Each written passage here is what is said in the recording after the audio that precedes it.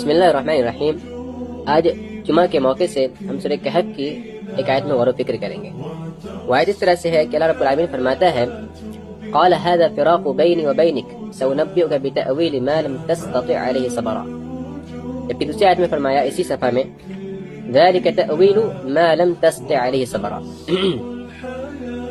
یعنی حضرت خضر نے موسیٰ علیہ السلام نے جب مستقل سوال پوچھنا شروع کیا، برابر سوال پوچھتے رہے،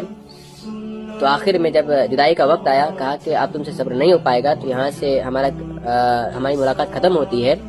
تو یہاں پر کہا تھا حضرت خضر نے قال هذا فراق بینی و بینک، آخری سوال کے بعد کہا تھا کہ یہاں پر ہماری جدائی ہو رہی ہے، اب ہمارے تمہارے درمیان جدائی ہو رہی ہے۔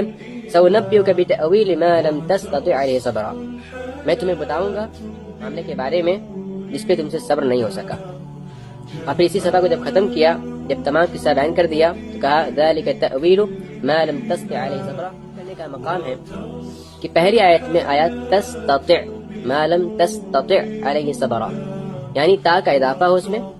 جبکہ دوسری آیت میں کہا ذلک تأویل ما لم تستطع علیہ صبرا، یعنی اس میں سے تا کو حذف کر دیا۔ تو کیا بلاغی راز ہے اس میں، ہم اس میں غور و فکر کرنے کی کوشش کریں گے۔ دیکھیے، سب سے پہلا قاعدہ یاد رکھیے، علماء بلاغت کہتے ہیں زیادۃ فی المبنى تدل علی زیادۃ فی المعنی،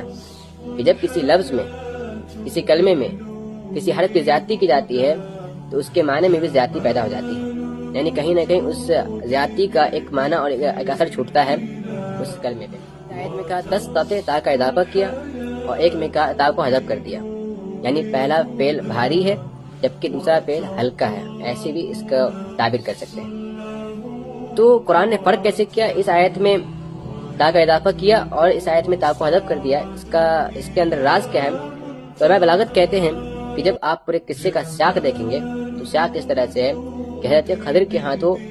عجیب عجیب معاملات رونما ہو رہے تھے،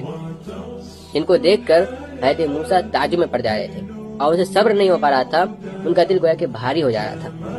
ان کا دل لبریز ہو جا رہا تھا کہ اس میں راز کیا ہے۔ راز کو جاننے کے لیے وہ بالکل ہی پریشان ہو جا رہے تھے، اسی لیے بار بار وہ سوال کر بیٹھتے تھے۔ اس وجہ سے حضرت خضر کہتے تھے کہ تم سے صبر نہیں ہو پائے گا، میں نے تم سے پہلے کہا تھا۔